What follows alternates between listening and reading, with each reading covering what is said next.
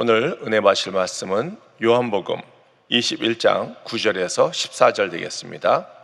요한복음 21장 9절에서 14절 되겠습니다. 육지에 올라오니 숯불이 있는데 그 위에 생선이 놓였고 떡도 있더라. 예수께서 이르시되 지금 잡은 생선을 좀 가져오라 하시니 시몬 베드로가 올라가서 그물을 육지에 끌어올리니 가득히 찬 물고기가 153마리라. 이같이 많으나 그물이 찢어지지 아니하였더라.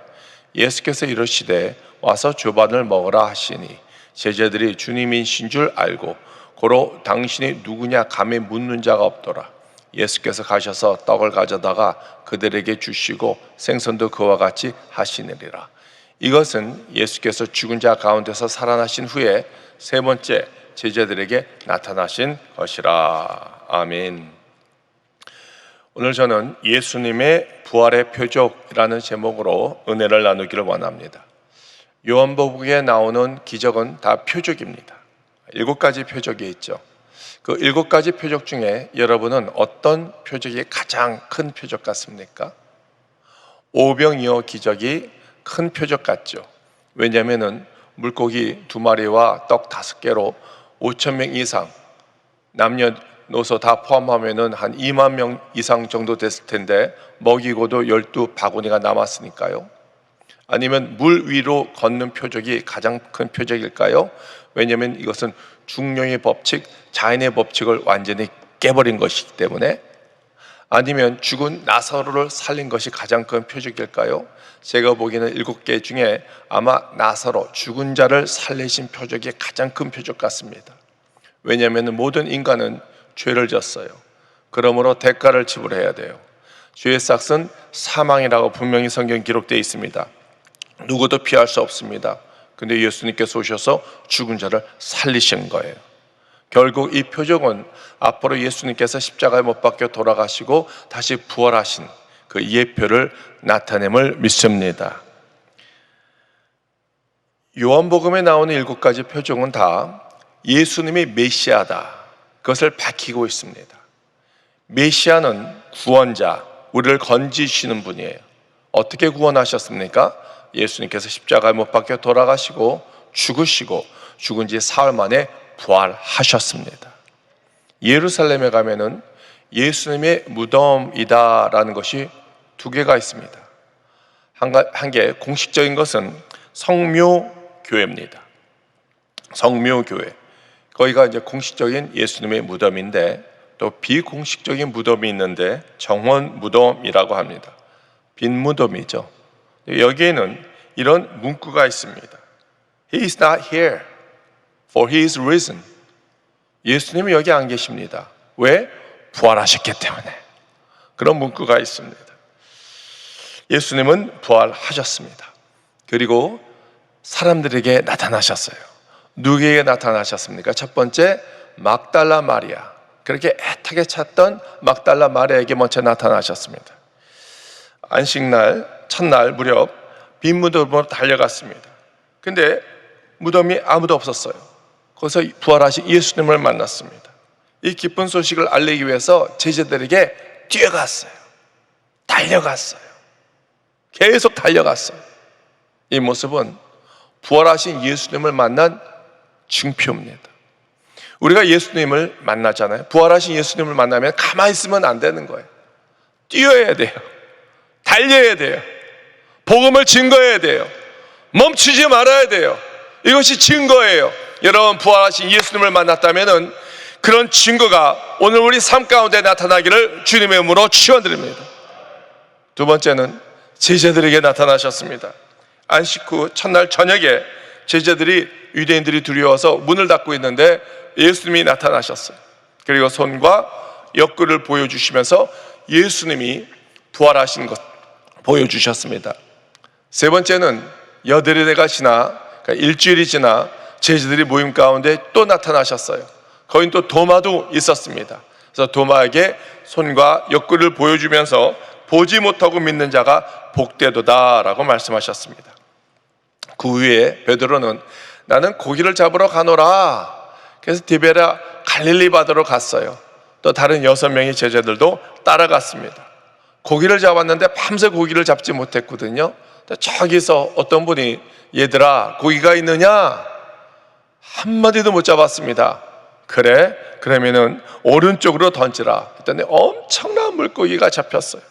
그분을 들 수 없을 정도로 상당히 많이 잡혔습니다. 그분이 바로 예수 그리스도이십니다. 사랑하는 성도 여러분, 예수님은 부활하셨습니다. 지금도 살아 역사하십니다. 부활하셔서 현재 어디 계십니까? 하늘나라에 하나님 아버지 보좌 우편에 앉아 계시고, 동시에 주님을 사모하고 믿는 자의 마음 가운데 성령으로 살아 역사하심을 믿습니다. 근데 안타까운 것은 부활하신 예수님과 내 삶이 전혀 상관없이 사는 분도 있습니다. 오늘 이 말씀을 통해서 부활하신 예수님을 진정으로 만나기를 주님으로 축원드립니다. 첫 번째, 예수님께서 제자를 부르심입니다. 오늘 이 본문 상황은 그 전에 있는 상황과 약간 비슷한 부분이 있습니다. 어떤 상황일까요? 예수님께서 처음으로 제자들을 부를 때입니다. 베드로가 고기를 잡지 못했습니다. 그래서 예수님께서 깊은 곳에 그물을 던지라 했더니 그물이 찢어질 정도로 수많은 고기를 잡았습니다. 자, 예수님께서 베드로에게 어디로 가라고 그랬죠? 깊은 곳에 그물을 던지라. 여러분, 전도는요, 깊은 곳에 그물을 던지는 거예요. 얕은 물은 쉬워요. 깊은 물은 깊은 물로 들어가야 되는 거예요. 제가 아는 목사님이 계시는데 꿈을 꿨대요. 바다의 한가운데 서서 물고기를 잡는데 물고기가 안 잡히더래요. 저기서 예수님 같은 분이 오셔서 낮은 물은 이미 물이 더럽게 탁하게 되었기 때문에 깊은 물에 물고기가 산다는 거예요. 깊은 물에 그물을 던졌더니 물고기가 엄청나게 잡혔다는 거예요. 여러분, 물고기는 깊은 물에 있습니다. 우리가 노력해야 되는 거예요. 탁상공론이 아니에요. 현장에 가면은 하나님께서 우리에게 하나님께서 예비하신 영혼이 분명히 있음을 믿습니다. 말레이시아에 실화가 하나 있는데요. 말레이시아에는 5개 큰 가문이 말레이시아 이슬람 국가를 이끌어 간다고 합니다. 그 중에 5개 중 대표 한 가문이 사우디아라비아의 마호메트 무덤에 참배하러 갔습니다. 공항에 내려서 택시를 잡고 마호메트 무덤에 가는데 택시기사가 한 30대 정도 보이고 머리카락이 길고 수염이 깁니다. 아주 잘생겼습니다. 어디 가십니까? 우리 교주 마호메트 무덤에 갑니다. 참배하러 갑니다. 그랬더니 그 기사가 아니 왜 죽은 자의 무덤을 갑니까? 왜 죽은 자를 섬깁니까? 왜 죽은 자를 믿습니까? 그렇게 하지 마세요. 예수님 믿으세요. 예수님은 부활하셨어요. 살아계세요. 살아계신 하나님을 믿어야지 왜 죽은 신을, 우상을 믿습니까? 계속 반복적으로 얘기하니까 이 사람이 화가 머리끝까지 났어요. 그래서 종교 경찰한테 신고했어요. 거기는 종교 경찰이 있습니다. 종교 경찰은 다른 사상, 다른 신앙을 갖고 있는 사람을 착출하고 검색하고 재판하고 감옥에 집어넣고 추방하는 일이 하는 일입니다. 그래서 발칵 뒤집혀졌죠. 종교 경찰청이. 그래서 어떻게 생겼는지 이렇게 하면서 몽타주를 그리고 공항에 있는 모든 사람에게 나눠줬습니다. 이런 사람이 있으면 잡아오라고. 근데 못 잡았어요. 그래서 다시 할 수 없이 말레이시아 고국으로 돌아왔습니다. 어느 날 자기가 아는 크리스천 비즈니스맨, 그러니까 사업가를에게 초청받아서 저녁에 집에 갔습니다. 식사를 하려고 식탁에 딱 앉았는데 그 집에 벽에 액자가 있는데 자기가 바로 만났던 그 사람이 30대 잘생긴 남자, 머리가 길고 수염이 있는 그 남자의 얼굴이 거기 있는 거예요. 그래서 그 친구한테 이 사람 누구냐고, 이 액자에 있는 사람 누구냐고. 왜 그래? 했더니 언제부터 이 사진이 여기 있었느냐. 오래전부터 있었다. 이분이 누구냐? 왜 그러냐? 했더니 그 택시에서 탔는데 거기까지 가는데 굳이 왜 이걸 쭉 하는 거예요. 했더니 그 크리스찬 친구가 성령께서 역사하시는구나. 이 사람이 영혼을 살리기 위해서 하나님께서 역사하시는구나 해서 또 앉아가지고 왜 죽은 죽은 사람을 믿느냐, 살아계신 예수님을 믿어야 되지 않겠느냐 했는데 감사하게도 마음문이 열려서 예수님을 영접하기 시작했어요. 그거 싫어하거든요. 근데 종교를 개종하려면은 이 말레이시아 이슬람 나라는 종교 재판을 받아야 돼요. 왜 개종을 하려느냐?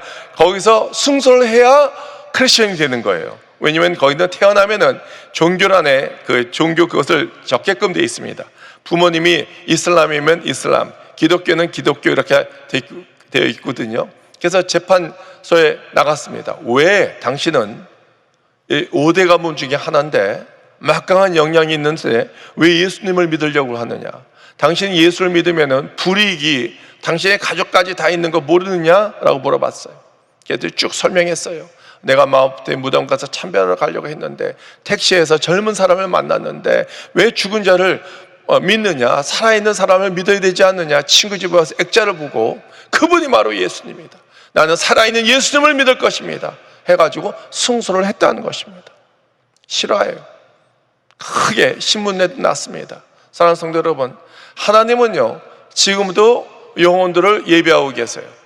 우리 믿는 사람을 통해서 깊은 물에 들어가면은 그 사람들을 만날 것이고 우리가 성령의 도움으로 예수 믿고 구원받고 열매를 얻게 될 것을 믿습니다. 두 번째는 오병이어의 기적이에요. 요한복음의 네 번째 표적은 오병이어입니다. 수많은 사람들이 들판에 있었습니다. 허기졌습니다. 예수님께서 불쌍히 여기시고 제자들에게 너희들이 먹을 것을 주라라고 말씀하셨습니다. 먹을 것을 찾기 위해서 사방을 돌아다녔는데 아무도 내놓지 않는 거예요. 아무도 내놓지 않는 거예요. 작은 소년이 작은 도시락을 갖다 드렸습니다. 그 도시락은 무엇이었습니까? 물고기 2마리와 떡 5개예요. 근데 그 물고기는 아주 작은 물고기, 옵사리온, 상품 가치가 없는 그런 생선이었는데 그것을 주님께 갖다 드렸더니 주님께서 기뻐 받으시고 축사하시고 그것을 5,000명 이상에게 나눠 주셨습니다. 이것은 너무나 유명한 이야기이기 때문에 믿지 않는 자도 다 아는 이야기입니다. 이스라엘 가면은, 성지 순례를 가면은 거기에 이런 모자이크를 볼 수 있습니다. 여러분, 이런 모자이크 사진 많이 보셨죠? 자, 저기에 물고기가 몇 마리일까요? 2마리죠. 떡이 몇 개가 들어가 있습니까? 하나, 둘, 셋, 4개. 4개예요. 오병이어는 떡이 5개, 물고기가 2마리인데 저 그림에는 물고기가 2마리인데 떡이 4개밖에 없습니다. 왜 떡이 4개밖에 없을까요? 누가 먹었을까요? 권사님이 드셨어요?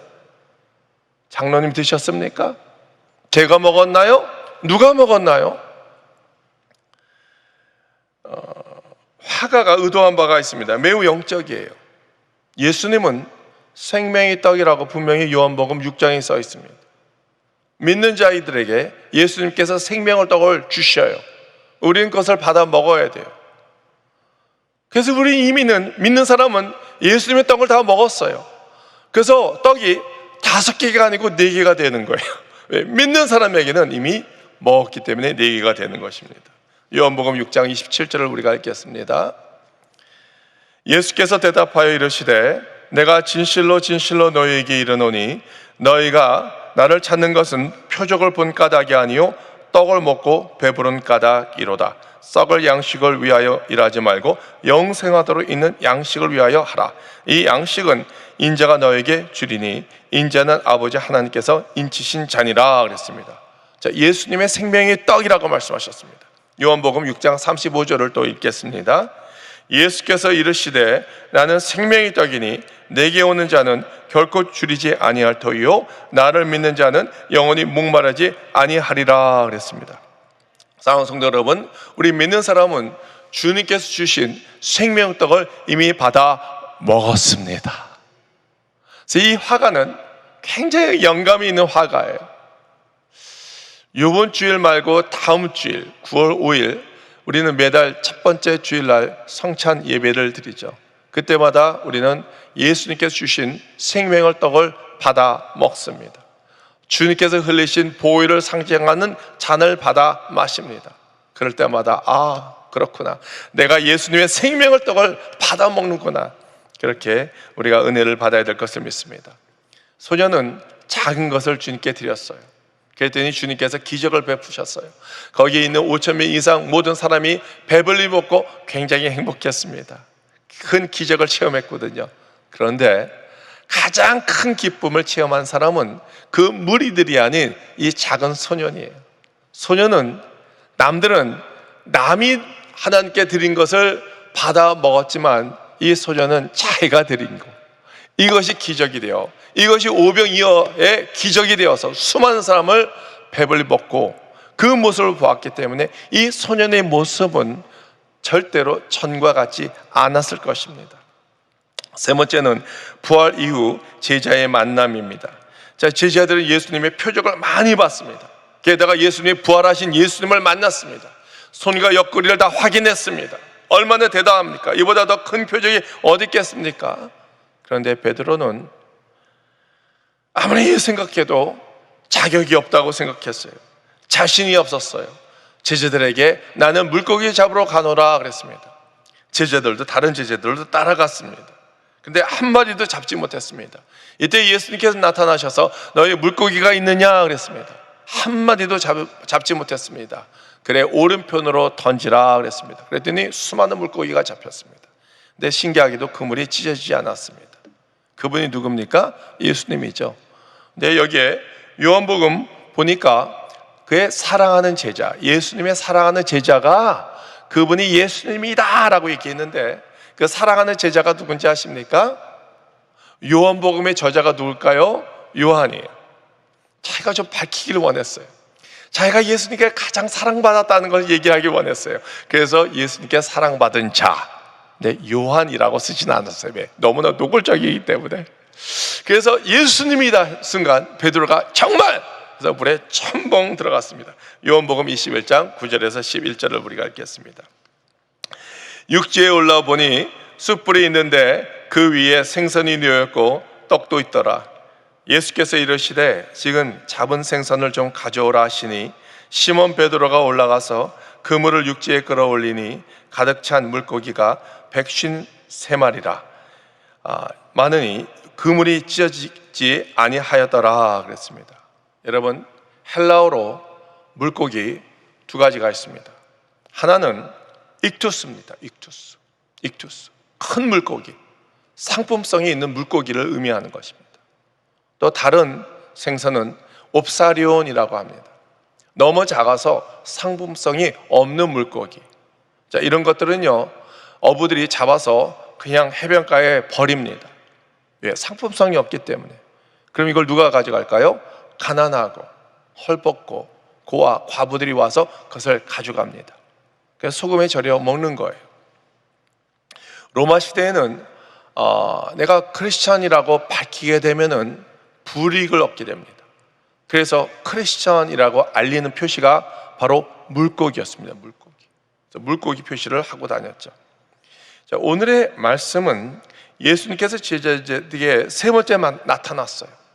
153마리가 잡혔습니다. 153마리, 여기에 큰 물고기라고 했습니다. 익투스가 잡혔어요. 거기에 따라서 작은 잔챙이들도 따라왔습니다. 옵사리온도 따라왔습니다. 예수님께서 조찬을 준비하셨어요. 그리고 제자들에게 너희가 잡은 생선을 가지고 오라 그랬습니다. 여기에 생선은 익투스가 아니에요. 옵사리온입니다. 신기하죠? 여러분, 축제예요. 예수님께서 제자들을 다시 만났어요. 그럼 큰 축제입니다. 그렇죠?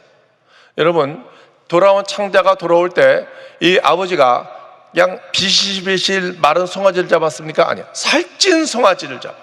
축제 때는 살찐 송아지. 그러면 너희가 갖고 올 때 너희가 잡은 물고기 중에 제일 크고 맛있게 보이는 생선을 좀 갖고 오렴 라고 할 수 있는데 아니에요. 잔칭을 갖고 와라. 옵사리온을 갖고 오라. 주님께서 그렇게 말씀하십니다. 왜 그럴까요? 여기는 의도된 기운이 있습니다. 베드로와 다른 제자들은 예수님을 버리고 도망갔어요. 그것이 너무나 부끄러워요. 제자라면, 특히 베드로라면 뭔가 큰 일을 해야 돼요. 뭔가 보여줘야 돼요. 예수님의 1등 제자이기 때문에. 근데 자기가 보여줄 수 있는 게 아무것도 없어요. 아무런 능력이 없었습니다. 아무것도 할 일이 없었습니다. 심지어는 제사장과 로마 군인들이 무서워서 내가 예수 믿는 사람 제자라고 밝히지도 못했습니다. 아주 무익한 종입니다. 나는 아무 의미가 없어, 무익한 종이야, 실망하고 있을 때 예수님께서 제자들에게 오셨어요. 그리고 그 제자들을 위로하신 거예요. 그리고 부르십니다. 베드로야, 야고바, 요한아, 영석아. 영석이는 쟤입니다. 이렇게 불러요.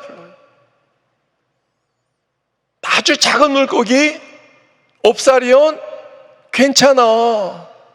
It's okay. 괜찮아. 내가 너에게 원하는 것은 큰 물고기가 아니야, 익투스가 아니야. 내가 원하는 것은 작은 물고기, 옵사리온이란다. 이미 나에게는 큰 물고기가 많어. 봐봐, 숯불에 놓인 고기와 물고기, 떡과 물고기를 봐봐. 큰 물고기잖아. 내가 너에게 원하는 건 큰 게 아니야, 작은 거. 익투스가 아니고 옵사리온, it's okay. 다만 나는 너희와 영원히 함께 있을 뿐이야. 그렇게 하기를 원해. 그래서 내가 너와 함께 하기 위해서 십자가에서 죽었거든. 그리고 죽은 지 사흘 만에 부활했거든. 그리고 죽음과 죽음의 권세를 내가 이기고 너에게 왔거든. 오늘 그 부활의 역사가 너에게 나타날 것이거든. 그렇기 때문에 내가 너희와 늘 함께 하기를 원한다. 내가 너와 함께 하기를 원하기 때문에 너희는 성령을 받으면 돼. 베드로야, 너 나 사랑하니 내 양을 치라, 내 양을 먹이라, 내 양을 치라 하고 예수님께서 제자들에게 말씀하십니다. 성령을 받으라. 성령을 받으면 내가 너와 함께 할 거야. 영원히 함께 할 거야. 그리고 너희가 성령을 받으면 권능을 받게 될 거야. 땅 끝까지 이르러 나의 복음을 증거하는 증인이 될 거야. 성령 받으라, 성령 받으라 하고 예수님께서는 승천하셨어요. 그리고 열흘 후에 오순절 날에 성령님이 불같이 임했어요. 제자들에게 임했습니다. 그랬더니 이 제자들이 능력을 받고 권능을 받고 땅 끝까지 이르러 복음을 증거했습니다. 예수님께서 제자들에게 원하는 것이 무엇이었습니까? 큰 물고기가 아니에요, 익투스가 아니에요, 작은 물고기, 상품 가치가 없는 물고기, 옵사리온을 원했어요. 베드로가 옵사리온을 드렸어요. 제자들이 옵사리온을 예수님께 드렸어요. 그랬더니 예수님께서 큰 걸 주셨어요. 성령의 권능을 주셨어요. 큰 일을 할 수가 있는 거예요. 사랑하는 성도 여러분, 오늘 우리 주님께서 우리에게 요구하시는 것은 큰 게 아니에요. 예수님, 내가 지금 장로가 됐는데, 내가 권사가 됐는데, 내가 직분자가 됐는데, 내가 주의종이 됐는데, 이 정도는 내가 해야 될 텐데 못하고 있습니다. 실망하고 좌절하고 있을 때 오늘 예수님께서 우리에게 오셔서 위로해 주십니다. It's okay, it's okay, 괜찮아. 난 너에게 큰 걸 바라는 것이 아니야, 작은 거. 단지 너는 너와 영원히 함께 있고 싶을 뿐이야. 작은 것을 나에게 드리렴 주님께서 말씀하십니다. 교회 성경 연구소에서 이번에 온라인 교회 세우기 프로젝트에 우리가 시작하고 있습니다.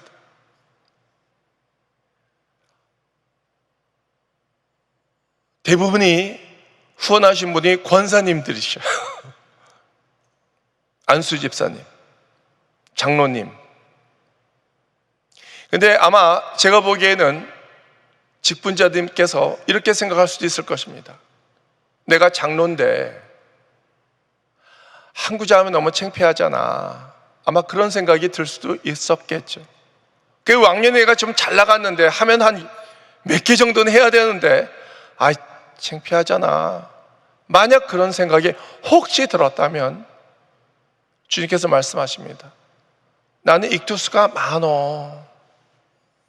하나님은 부자이기 때문에 우리의 돈이 솔직히 필요 없습니다. 난 너의 작은 거, 익투스가 아닌 옵사리온을 원해 라고 말씀하고 계실 줄 모릅니다. 여러분, 교회 하나 세우는 거, 이것은 우리 가문의 큰 영광이 되고 명예가 되는 거예요. 언제 우리가 교회를 한번 세워보겠습니까? 근데 온라인 교회라는 어떤 기회가 우리에게 주어졌어요. 저는요, 우리 교회에 모든 분들이 하나씩 세웠으면 좋겠어요. 주님께서 말씀하셔요. It's okay. 하나 괜찮아. 내가 너희가 원하는 건 큰 게 아니야. 익투스가 아니야. 작은 거. 한 사람씩 다 마음을 모아서 하나님께 드렸으면 좋겠어요. 조금 여유가 있다면 자녀의 이름으로, 가족의 이름으로 드려도 돼요. 하나님께서 우리에게 원하는 것은 작은 옵사리온입니다. 우리가 주님께 작은 것을 드릴 때, 베드로가 주님께 작은 옵사리온을 드릴 때 주님께서 더 큰 걸 주셨어요. 성령의 권능을 주셨어요. 큰 일을 할 수가 있었습니다. 사랑하는 성도 여러분, 예수님은 부활하셨어요. 예수님은 살아 역사하십니다. 물론 지금 하늘나라에 하나님 보좌 우편에 앉아 계시지만 모든 믿는 자들 마음 가운데 계십니다. 성령으로 계십니다. 주님께서 말씀하십니다. It's okay. 네가 큰 일을 못해도 괜찮아. 난 너를 사랑해. 내 양을 치라. 내 양을 먹이라. 내 양을 치라. 사랑하는 성도 여러분, 주님께 작은 것을 드릴 때 주님께서 우리에게 크신 익투스, 성령의 권능을 주시고 능력을 주셔서 땅끝까지 이르러 주 예수 그리스도의 이름을 증거하는 증인이 될 것을 주님의 이름으로 축원드립니다. 축원드립니다. 기도하겠습니다. 사랑과 은혜와 긍휼이 풍성하신 하나님 감사합니다. 예수님께서 십자가에서 죽으시고 부활하심으로 모든 믿는 자들에게 부활의 소망을 주심을 감사드립니다. 예수님이 부활이 나의 부활이 되게 하시고 늘 감격과 감동으로 에너지가 넘쳐나서 복음을 증거하게 하여 주시옵소서.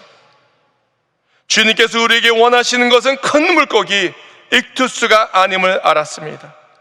작은 물고기 옵사리온을 원하십니다. 그러나 믿음으로 정성껏 드릴 때 주님께서 기뻐 받아주시고 오병이어의 기적이 날마다 일어나게 하여 주시옵소서. 이번 온라인 교회 프로젝트를 축복해 주시고 필요한 모든 교회에 공급되게 하여 주시옵소서. 복음의 통로가 막혀서 복음을 증거하지 못하는 교회에게 하나님 이 옵사리온 작은 선물을 드리기를 원합니다. 드린 손길 기억하여 주시고 천배 만배 복을 내려 주시옵소서. 주님의 일을 하기 위해서 우리에게 건강의 축복도 허락하여 주시옵소서. 오늘 이 시간 머리부터 발까지 예수의 볼로 덮어 주시옵소서. 머리, 두통, 목, 허리, 팔다리, 무릎, 관절, 류마티스 모든 통증은 예수님으로 떠나갈 치유다. 머리, 눈, 코, 입, 귀, 목, 기관지, 호흡기, 심장, 폐, 간, 위장, 신장, 췌장 모든 질병이 고침받을 치유다.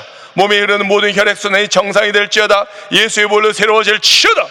오 하나님 아버지, 치매증이 다 물러가게 하여 주시고 혈압이 정상이 되고 콜레스테롤이 다 물러가게 하여 주시고 또한 당뇨병이 다 물러가게 하여 주시고 정상이 되게 하여 주시옵소서. 암세포 암덩이 다 물러갈지어다. 예수 그리스도 이름으로 명하니 모든 불치병 고침받을지어다. 불면증도 고침받을지어다. 불임증도 고침받을지어다. 모든 질병은 다 나갈지어다. 오 하나님 아버지, 모든 통증과 류마티스 관절염 다 낫게 하여 주시고 잘 걸어 나가게 하여 주시고 또 하나님 아버지 허리 디스크도 고침을 받게 하여 주시고 머리 아픔도 고침받게 하여 주시옵소서.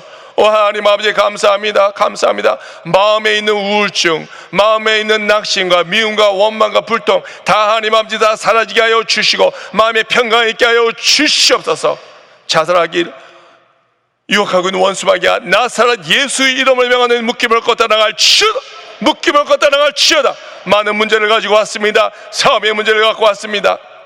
재정의 문제, 취업의 문제, 직장의 문제, 또 공부의 문제, 학업의 문제, 또 대학교 입시의 문제, 법적의 문제, 행정처리의 문제, 세금의 문제, 가정의 문제, 관계의 문제, 자녀의 문제 모든 문제를 가지고 왔사오니 오늘 주님께 아뢰할 때 하나님 아버지 주님께 부르짖어 기도할 때 응답으로 내려오게 하여 주시고 하나님께 예비하신 우리가 알지 못하는 크고 비밀한 비전과 꿈을 우리에게 보여 주시옵소서.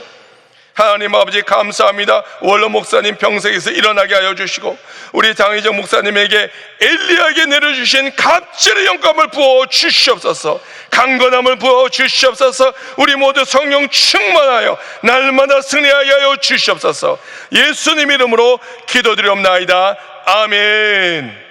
하늘에 계신 우리 아버지여, 이름이 거룩히 여김을 받으시오며 나라가 임하옵시며 뜻이 하늘에서 이루어진 것 같이 땅에서도 이루어지이다. 오늘 우리에게 일용할 양식을 주시옵고 우리가 우리에게 죄 지은 자를 사하여 준 것 같이 우리 죄를 사하여 주시옵고 시험에 들게 하지 마옵시고 다만 악에서 구하시옵소서. 나라와 권세와 영광이 아버지께 영원히 쌓옵나이다. 아멘.